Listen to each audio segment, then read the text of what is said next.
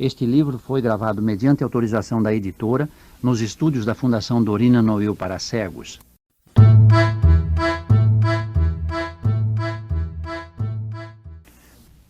Menon ou a Sensatez Humana.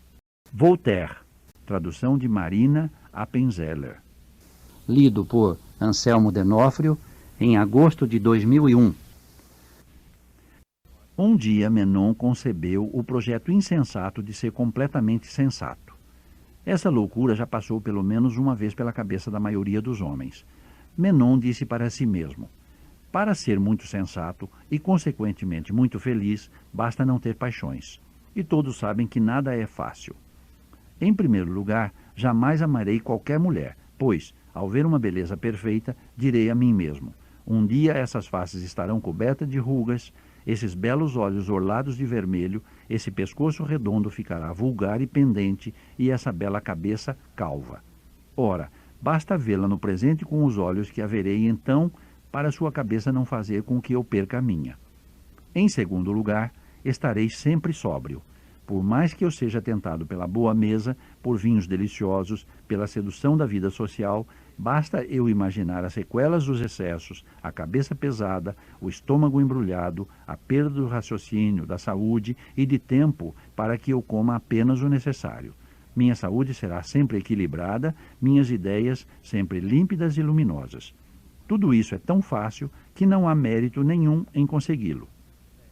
Depois, dizia Menon, devo pensar um pouco em meu dinheiro. Tenho desejos moderados. Meus bens estão guardados com segurança junto ao recebedor geral das finanças de Nínive. Tenho com o que viver independentemente e esse é o maior dos bens. Jamais terei a necessidade cruel de apelar para a corte. Não invejarei ninguém e ninguém me invejará. Isso também é muito fácil. Tenho amigos, continuou. Conseguirei conservá-los, pois nada terão a disputar comigo. Nunca terei caprichos com eles, nem eles comigo. Tudo muito simples. Após ter elaborado seu pequeno plano de sensatez em seu quarto, Menon foi à janela. Viu duas mulheres que passeavam sob os plátanos ao lado de sua casa. Uma era velha e parecia não estar pensando em nada. A outra era jovem e bonita e parecia muito preocupada. Suspirava, chorava, o que a tornava ainda mais graciosa. Nosso sábio ficou tocado, não pela beleza da dama, tinha certeza absoluta de não sentir tal fraqueza, mas pela aflição que a consumia. Desceu e abordou a jovem ninivita com o intuito de consolá-la com sensatez. Essa bela pessoa contou-lhe, com um ar dos mais ingênuos e tocantes, todo o mal que lhe infligia um tio que não tinha.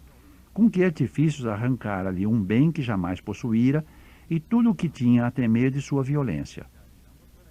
O senhor parece-me tão bom conselheiro, disse-lhe ela, que se tivesse a condescendência de ir até a minha casa examinar meus negócios, estou certa de que me tiraria dos cruéis apuros em que me encontro. Menon não hesitou em segui-la para examinar seus negócios com sensatez e aconselhá-la bem. A dama aflita levou-o para um quarto perfumado e convidou-o com polidez a sentar-se com ela num amplo sofá, onde ficaram, um diante do outro, as pernas cruzadas. A dama falou, baixando os olhos, dos quais por vezes escapavam lágrimas, e que, ao erguerem-se, encontravam sempre o olhar do sensato Menon. Suas palavras eram cheias de uma ternura que aumentava a cada vez que se olhavam. Menon levava seu caso extremamente a sério e sentia, a cada momento que passava, mais vontade de ajudar uma pessoa tão honesta e tão infeliz. No calor da conversa, insensivelmente, deixaram de estar um diante do outro. As pernas descruzaram-se. Menon aconselhou-a de tão perto e deu-lhe conselhos tão ternos que já não conseguiam, nem um nem outro, falar de negócios e já não sabiam mais em que parte da conversa haviam parado.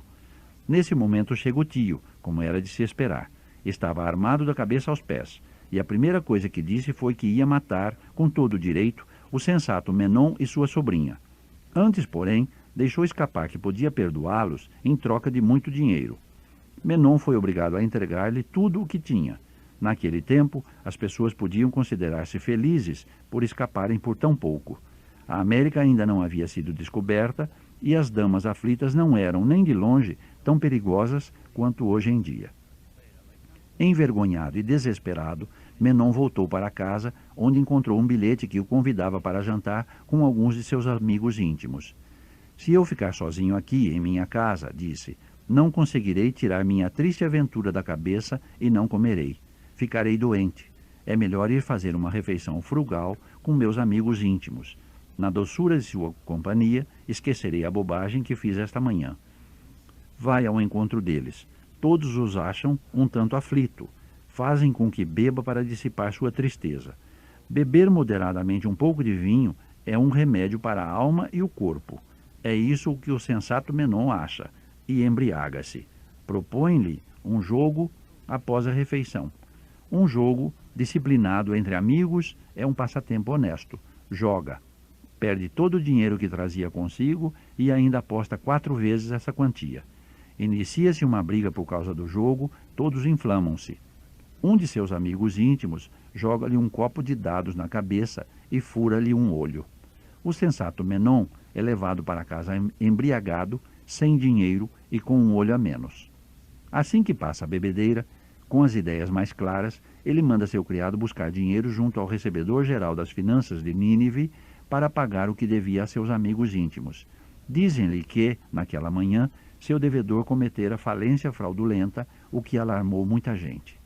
Indignado, Menon vai à corte, emplastro no olho e petição na mão, a pedir justiça ao rei contra o falido. Num salão, encontra várias damas que, com um ar natural, carregavam crinolinas de 24 pés de circunferência. Uma delas, que o conhecia um pouco, diz, olhando-o com desprezo, "Ah, que horror!" Uma outra, que o conhecia um pouco mais, diz, "Boa tarde, senhor Menon. Realmente, senhor Menon, estou muito contente em vê-lo." "A propósito, senhor Menon, por que o senhor perdeu um olho?" E afastou-se sem aguardar a resposta. Menon escondeu-se num canto e esperou o momento propício para atirar-se aos pés do monarca. Chegou o momento. Beijou 3 vezes o chão e apresentou sua petição. Sua graciosa majestade recebeu muito bem sua queixa e passou o caso para um de seus sátrapas. O sátrapa leva Menon para um canto e diz, com um ar altivo, um tom amargo de troça, "Acho bem engraçado um caolho dirigir-se ao rei quando deveria vir diretamente a mim, e ainda mais engraçado que ouse pedir justiça contra um homem falido que honro com a minha proteção, pois é sobrinho de uma camareira de minha amante. Meu amigo, se quer conservar o olho que lhe resta, esqueça esse caso." Tendo renunciado naquela manhã às mulheres, aos excessos da mesa, ao jogo, a qualquer querela e, sobretudo, à corte, antes de a noite cair, Menon fora enganado e roubado por uma bela dama, embriagara-se, jogara, brigara, perdera um olho e estivera na corte, onde dele zombaram. Petrificado, de estupor e desolado, vai embora com a morte na alma. Quer voltar para casa, mas ali encontra meirinhos que retiram seus móveis a pedido dos credores. Cai quase desmaiado sobre um plátano, onde encontra a bela dama da manhã que passeia com seu querido tio e que explode numa gargalhada ao ver Menon com seu emplastro. Chega a noite. Menon deita-se sobre a palha junto às paredes de sua casa. Está ardendo em febre. Adormece com a crise e um espírito celeste aparece-lhe em sonho. Era resplandecente de luz. Tinha 6 belas asas, mas não tinha nem pés, nem cabeça, nem cauda e não parecia com nada. "Quem é você?" perguntou-lhe Menon. "Seu anjo da guarda", respondeu-lhe o outro.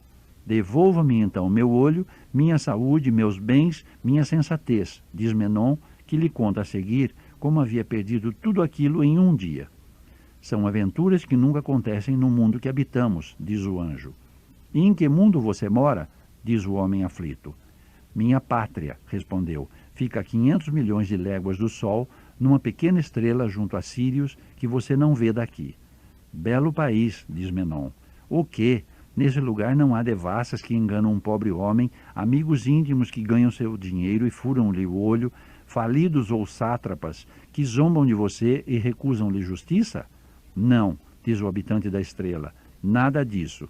Nunca somos enganados pelas mulheres, porque não há mulheres. Nunca nos excedemos na mesa, porque não comemos. Não temos falidos, porque não há, em nosso país, nem ouro nem prata. Não podem nos furar os olhos, porque não temos os corpos como os seus. E os sátrapas não podem cometer injustiças, pois, em nossa pequena estrela, são todos iguais. Então Menon diz: meu senhor, sem mulheres e sem jantares, com que passam o tempo? A velar os outros globos que nos são confiados, e venho para consolá-lo, diz o gênio. Que desgraça! Porque não veio na noite passada para evitar que eu cometesse tantas loucuras? Continua Menon. Estava com Assam, seu irmão mais velho, diz o ser celeste. Seu estado é ainda mais lamentável que o seu. Sua graciosa majestade, o rei das Índias, na corte do qual tem a honra de encontrar-se, mandou furar seus 2 olhos por uma pequena indiscrição, e atualmente ele acha-se num calabouço, ferro nos pés e nas mãos. Não vejo qual é a vantagem de se ter um anjo da guarda na família, quando dos 2 irmãos, um está caolho, o outro cego, um deitado na palha, o outro na prisão, diz Menon. Sua sorte mudará, retoma o animal da estrela. É verdade que será sempre caolho, mas à parte esse problema, será bastante feliz, desde que não conceba mais o projeto estúpido de ser completamente sensato. Então é impossível alcançar esse intento? Exclama Menon suspirando. Tão impossível, replica o outro, quanto ser completamente hábil, completamente forte, completamente poderoso, completamente feliz.